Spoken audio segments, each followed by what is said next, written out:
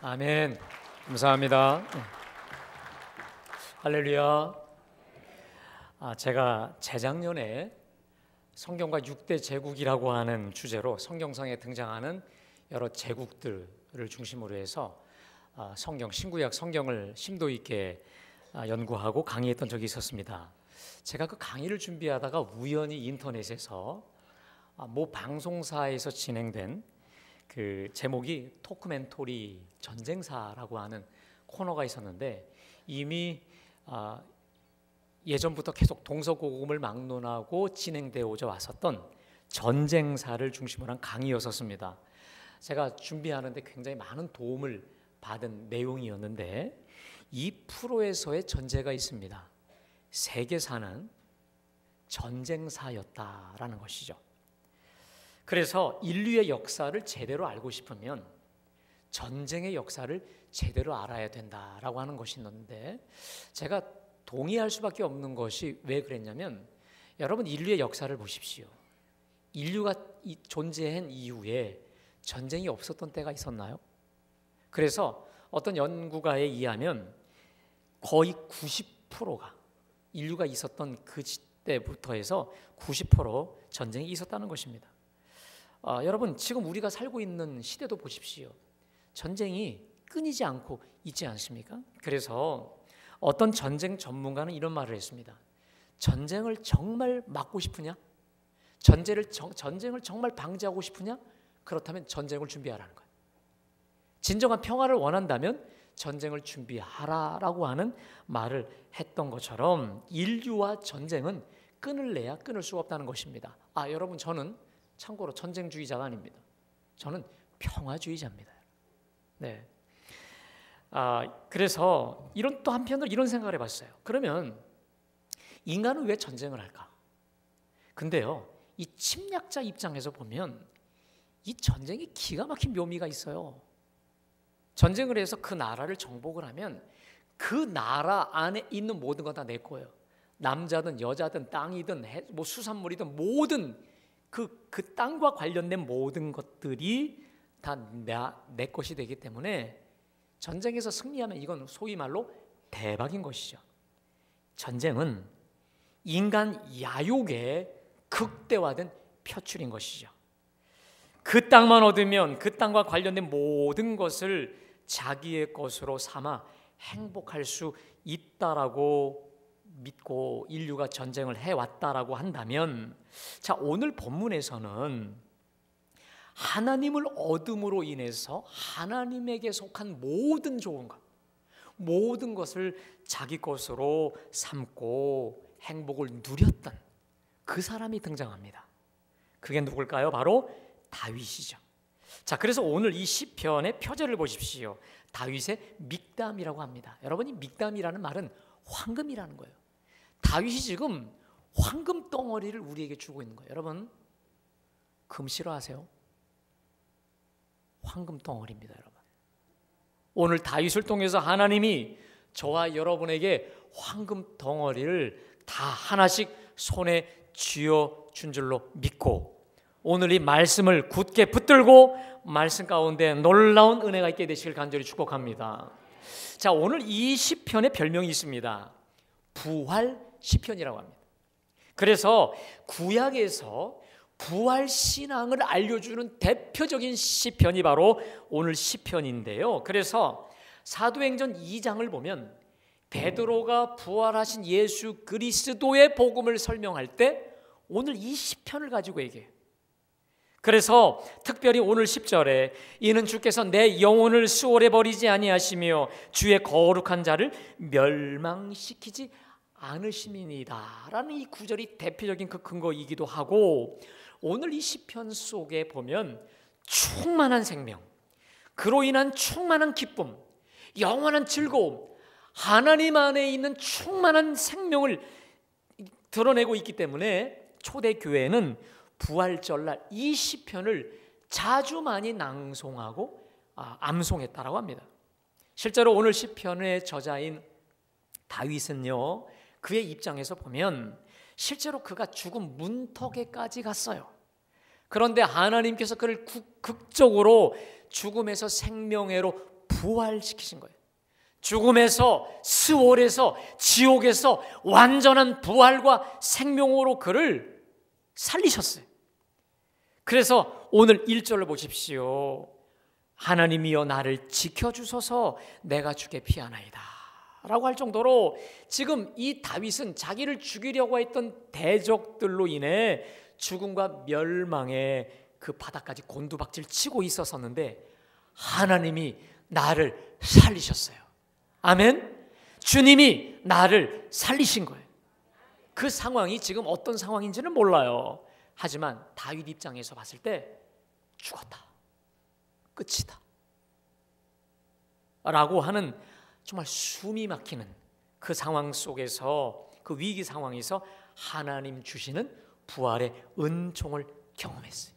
그리고 지금 그것을 하나님 앞에 또 여러 사람 앞에 간증하고 있는 것입니다. 그러면 구체적으로 이렇게 죽음, 스올에서 이렇게 충만한 생명, 충만한 부활을 누릴 수 있었던 그 비결이 무엇이었을까요? 2절을 보니까 이렇게 말씀합니다. 내가 여호와께 아뢰되 주는 나의 주님이시오니 주밖에는 나의 복이 없다 하였나이다.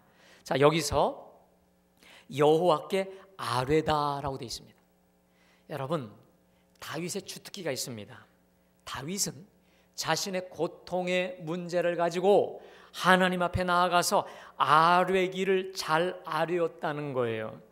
이미 다 아시는 전능하신 하나님 앞에 자신의 답답함의 문제를, 자신의 고통과 곤란함의 문제를 늘 수시로 아뢰고 말씀드리고 일러 바치고 알게 하여 드렸다라고 하는 것입니다.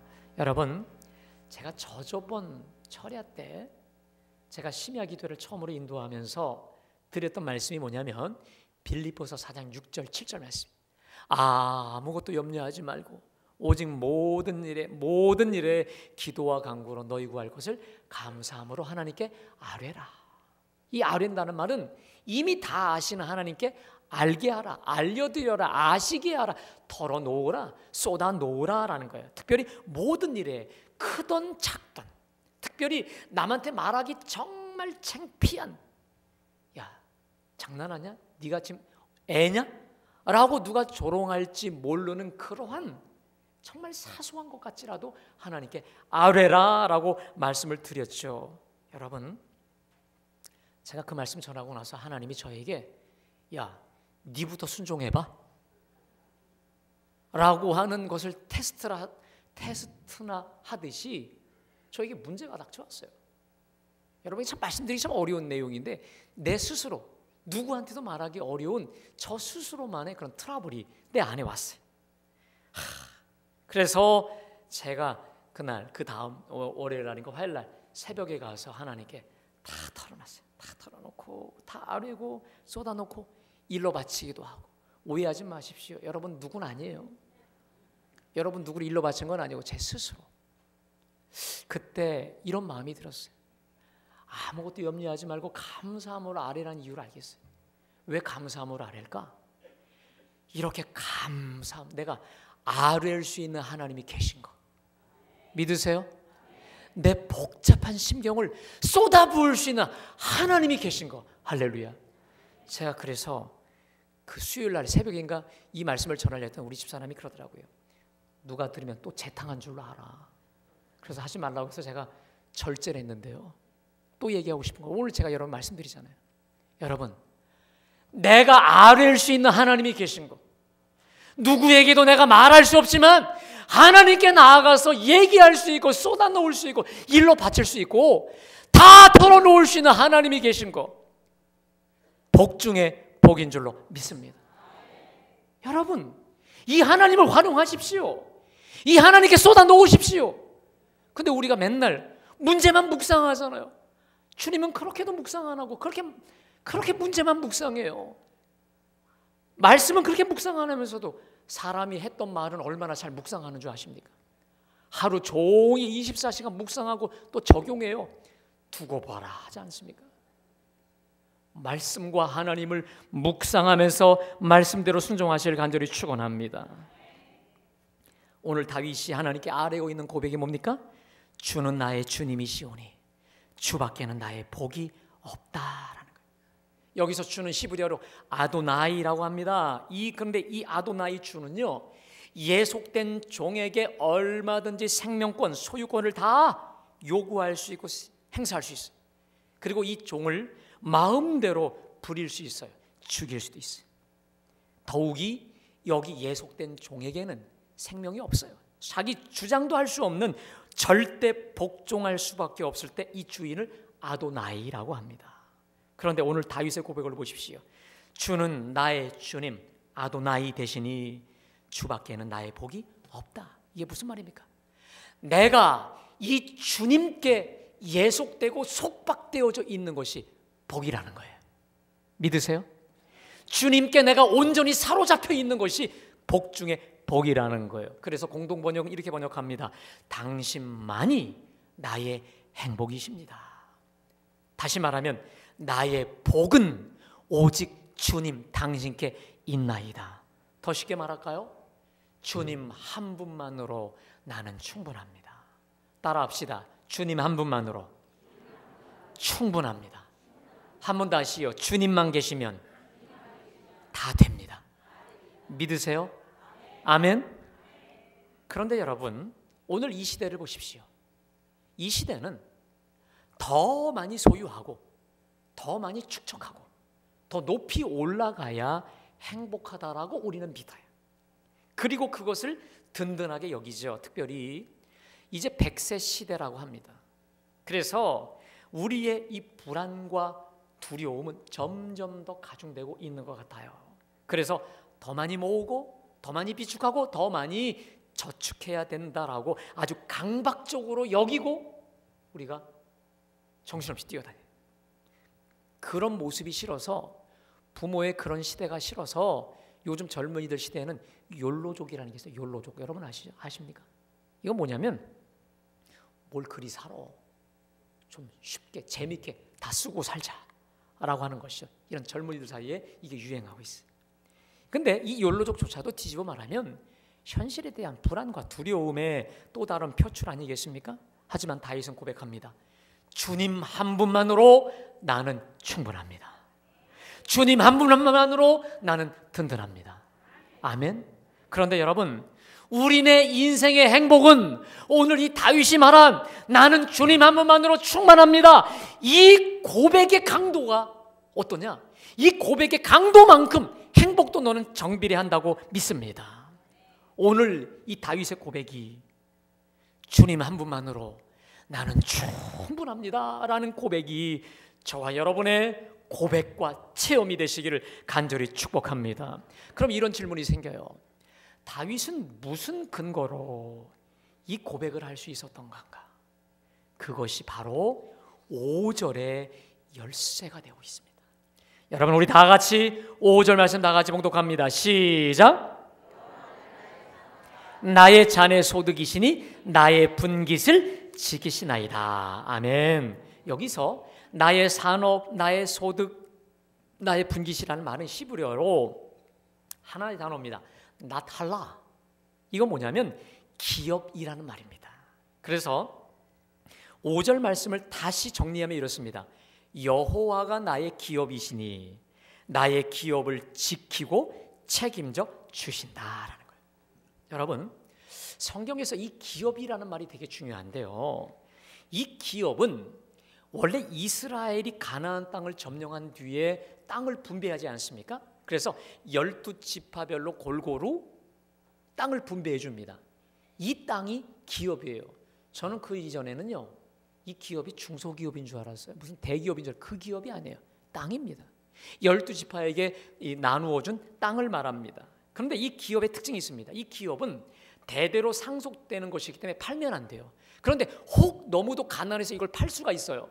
그러면 50년이 지나 신년 때에는 다시 원위치, 내 땅으로 영원히 이게 상속이 되는 땅이었는데, 여러분 아시겠지만 12지파 중에 유독 이 한 지파에게만 땅을 주지 않았습니다.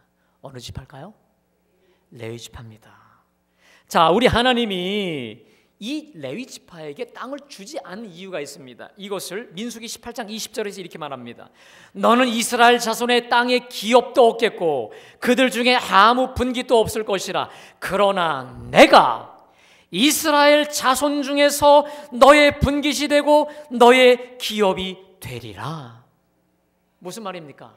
레위 지파는 땅보다 하나님을 기업으로 받은 거예요. 하나님 자신을 기업으로 받은 거예요. 여러분, 이거 얼마나 감당할 수 없는 소유일까요? 하나님이 나의 기업이 되신다는 말은 이거예요. 하나님께서 나의 필요한 모든 거, 나의 전부, 나의 재산이 된다는 말씀인 줄로 믿습니다. 너 물질이 필요해? 내가 너에게 필요한 모든 물질 마련해 주겠다는 거예요. 사람이 필요해? 그러면 내가 너를 도울 수 있는 사람을 준비해 주겠다는 거예요. 여러분, 친구가 재산이라는 말이 있잖아요.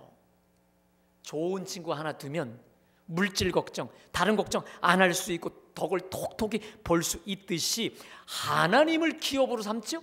하나님을 나의 재산으로 삼죠. 그러면 하나님께 속한 이 모든 거, 온 천지의 창이란 모든 거 저와 여러분의 것이 되어지는 줄로 믿습니다. 그래서 현대어 성경은 이 구절을 이렇게 번역해요.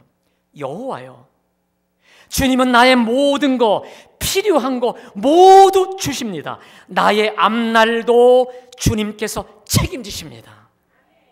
그러니까 이런 말이에요. 레위 지파, 내가 너의 기업, 내가 너의 모든 것이 되어서 다 지어주고 다 줄 것이니까 걱정 말고 내 직무나 잘 감당해. 뭘 먹을까, 뭘 마실까, 뭘 입을까 걱정하지 말고, 추워도 염려하지 말고 끝까지 사명 충성스럽게 감당하라 라는 말씀인 줄로 믿습니다. 그러므로 여러분, 우리가 우리 자녀들에게, 자식들에게 줄 수 있는 최고의 재산, 최고의 보물 유산이 뭘까요? 하나님 신앙인 줄로 믿습니다. 하나님을 향한 그 믿음, 이거야말로 재산 중에 재산이요, 보물 중에 보물 아니겠습니까? 이 최고의 재산을 우리 자녀들에게 상속시키시기를 간절히 축복합니다. 그러면 저는 확신해요. 그 자녀는 확실할 줄로 믿습니다. 좌로나 우로나 치우치지 않을 거예요. 돈 조금 못 벌 수도 있어요. 그러나 이 사회에서 정말 필요한, 진정으로 필요한 탁월한 하나님의 사람으로 그를 쓰임받게 하실 줄로 믿습니다. 어디 가도 무시당하지 않는 인생, 밥 굽지 않는 인생, 영향력 있는 최고의 인생으로 변화시키실 걸로 믿습니다. 그래서 우리가 찬송가 435장에 이 가사가 있잖아요. 나의 영원하신 기업 생명보다 귀하다. 나의 영원하신 기업이 누굽니까?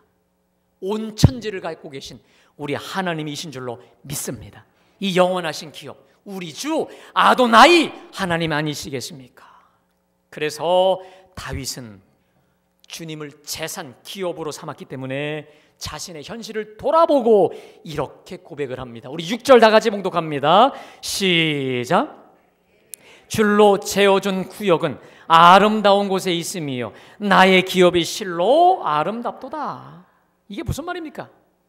주께서 내게 주신 이 구역, 이 땅, 이 현실, 혹은 사명, 직장, 가정, 모든 거 얼마나 아름다운지 줄로 자로 재서 주셨다는 거예요.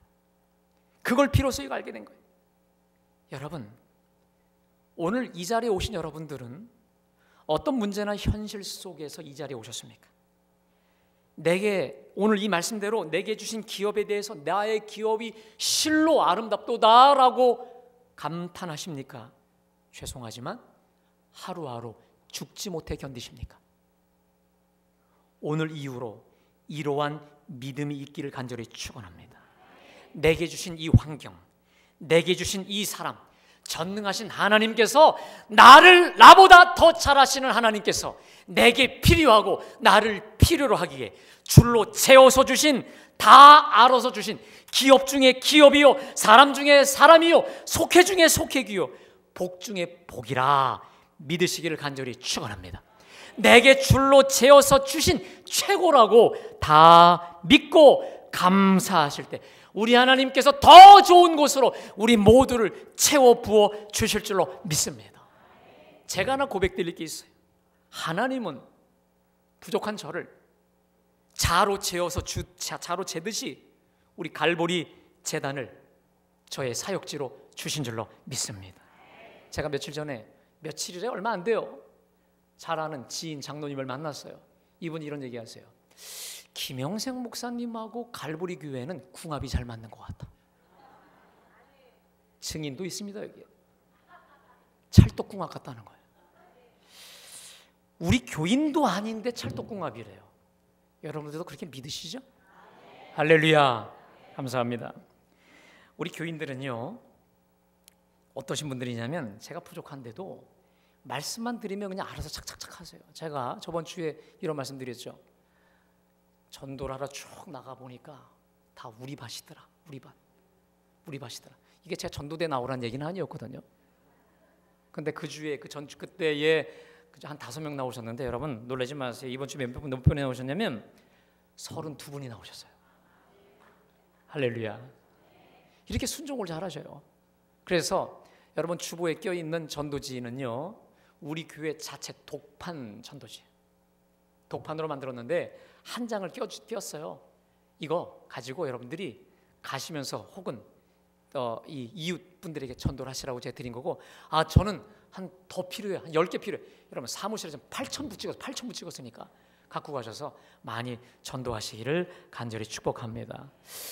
제가요, 그 화요일 날 이제 가정 대신방을 시작해서, 그러니까 페이스북으로 보다 보니까 정말 로비에 꽉 차실 정도로 정말 많은 분들이 오셔서 기쁨으로 전도를 하셨는데 제가 다 신바람이 나더라고요. 할렐루야. 그리고 제가 이번에 가정 대신방을 하면서 제가 저번 주에 그 기도 노트 저걸 하셨잖아요. 했더니요, 얼마나 세밀하고 꼼꼼하게 새벽에 제 일이 정말 많아지긴 했는데 저거 너무 기뻐요. 꼼꼼하게 제가 하라면 그 이상으로 하시더라고요. 혹시 아직 신방 못 받으신 분들은요, 그 기도 카드에 정성스럽게 적어서 기도하는 마음으로 계속 기도하십시오. 그리고 때가 차면 하나님께서 신방 받아서 큰 은혜 주실 줄로 믿습니다. 하나님은 저와 여러분의 기업이신 줄로 믿습니다. 우리의 재산이셔서 줄로 재어도 주지 가장 최선의 것으로 주셨음을 믿고 고백하시길 간절히 축원합니다. 이 하나님께서 밤마다 나를 교훈하세요. 내 양심을 통해 내 심장이 쿵쿵 울릴 때마다 나를 교훈하고 가르쳐 주신다라고 하는 것입니다. 이 모든 사실을 깨달은 다윗이 한 일이 있습니다. 이제 이 모든 것을 알고 나니 자기가 더 지체할 수가 없어요. 그게 바로 뭡니까? 우리 8절 다 같이 봉독합니다. 시작. 내가 여호와를 항상 내 앞에 모심이요 그가 나의 오른쪽에 계심으로 내가 흔들리지 아니하리로다. 아멘. 이렇게 가장 좋으신 하나님을, 나의 전부가 되시고 그 안에 모든 것이 있는 그 하나님을 내가 그냥 둘 수가 없어요. 내가 항상 여호와를 어디? 내 앞에 모시겠다는 거예요. 아멘. 그랬더니 모시고 보니까 그가 내 오른쪽에 계셔요. 여러분 제가 묻습니다. 그럼 모시기 전에 오른쪽에 안 계셨나요? 앞에도 계시고 뒤에도 계시고 좌우 앞뒤 사방 나를 완전히 똘똘 싸매고 계셨어요. 그런데 이 하나님의 임재를 경험하고자, 하나님의 임재를 체험하고자 여호와를 항상 수시로 내 앞에 내가 모시고 영접했더니 그분이 보이는 거예요. 아멘. 믿음으로 영접했더니 보이는 거예요. 믿으십니까? 우리 그리스도인의 신앙은 보고 믿는 게 아니라 믿고 보는 줄로 믿습니다. 믿고 영접하니까 보이는 거예요. 좌우 앞뒤 사방에 하나님이 계신 게 보여요. 그래서 예전에 송명희 시인이라는 분이 계신 주님이라는 유명한 복음송이 있었어요. 그 가사를 읽어드립니다. 나의 앞에 계신 주님, 나의 눈동자에 주의 있게 하소서. 나의 머리 위에 계신 주님, 나의 머리 들어 주 바라보게 하소서. 나의 좌우 옆에 계신 주님, 나와 동행하시는 주 알게 하소서. 나의 뒤에 계신 주님, 주님 나를 안으시고 보호하시는 주 의지하게 하소서. 여러분 유튜브에 계신 주님을 한번 치시면 이 송명희 시인의 가사가 섞인 이 은혜로운 찬양인데 듣고 은혜 받으시기를 간절히 축원합니다. 이렇게 모셔보니까 영접하니까 주님이 보여요. 믿음으로 보이게 하신 줄로 믿습니다. 그러니까 어떤 일이 벌어집니까? 9절에 이러므로 나의 마음이 기쁘고 나의 영도 즐거워하며 내 육체도 안전히 한다. 내 마음이 너무 기쁜 거예요. 너무 즐겁고 신바람 나는 거예요. 그뿐만 아닙니까? 우리 11절 다 같이 봉독합니다. 시작. 주께서 생명의 길을 내게 보이시니니 주의 앞에는 충만한 기쁨이 있고 주의 오른쪽에는 영원한 즐거움이 있나이다. 아멘. 계신 주님, 좌우 앞뒤 사방에 계신 주님을 내가 영접했더니 그분이 내게 오셔서 기쁘게 하시고 나를 생명의 길, 영생의 길, 기쁨과 즐거움의 길로 인도하시더라. 이걸 보게 된 거예요. 제가요 어제 어느 속장님하고 얘기를 하다가 깜짝 놀랐어요. 이분이요 이런 얘기하는 거예요. 이런 고백을 해요. 저는 교회 올 때 지하철을 탈까 버스를 탈까 고민할 때 하나님께 묻는데, 하나님 지하철 탈까요? 버스 탈까요? 그럼 제가 가르쳐 주시나요? 바로 응답은 안 주시는데 그렇게 기쁘다는 거예요. 매사 이렇게 애가 길 묻듯이 묻는다는 거예요. 그러면 기쁨이 너무도 기쁘다는 거예요. 또 제가 아는 지인은요 이런 얘기를 해요. 저하고 대화를 하는데 계속 알람이 울려요. 맨날 자? 그게 아니고 3시간 단위로 알람을 맞춰놓고 그 알람이 울릴 때마다 하나님께 기도하는 거예요. 주님, 나는 죽었습니다. 주님이 나의 주인이시고 생명이십니다. 따라할까요? 주님, 나는 죽었습니다. 주님이 나의 주인이시고 생명이십니다. 이걸 3시간 단위로 읽고 자기가 암송을 하면서 주님의 임재를 경험한다라고 하는 것이죠. 여러분들께 제가 좋은 책을 하나 소개해드립니다. 제가 소개해드리는 책은 빨리 읽을수록 좋아요. 자, 로렌스라고 하는 수사가 쓴 하나님의 임재 연습이라는 책인데, 이 사람은 지금부터 300년 전의 사람인데 이 사람의 이 책이 지금 하나님의 임재 현존을 경험하게 하는 고전이 되었어요. 여러분 페이지도 100페이지뿐이 안 돼요. 이분은 이런 말을, 이 사람의 이 책이 왜 위대하냐면 이 사람은 기도할 때만 하나님의 임재를 경험한 게 아니라 허드렛 일, 접시 닦고 잔디 깎고 이런 일상성 속에서 하나님의 임재를 연습하고 그것이 삶이 된 사람이었기 때문에 위대합니다. 그분이 이런 말이에요. 하나님의 임재가 뭐냐 이렇게 정의합니다. 하나님의 임재란 그분이 언제나 곁에 계시다는 사실을 기억하면서 하나님께만 우리의 영혼의 관심을 집중시키는 거다. 그리고 이 하나님의 임재가 연습이 되고 내 삶이 되면 그 다음부터는 자동적으로 그게 되는데 그 삶은 정말 천국이라는 거예요. 그러면서 그분이 하나님의 임재를 일상 속에서 누리는 구체적인 방법을 몇 가지로 소개하는데 몇 가지 알려드릴게요. 첫 번째, 그 첫 번째 단계는 새 생명이다. 예수 그리스도의 보혈로 거듭난 사람에게만 하나님의 임재가 유효하다라는 거예요.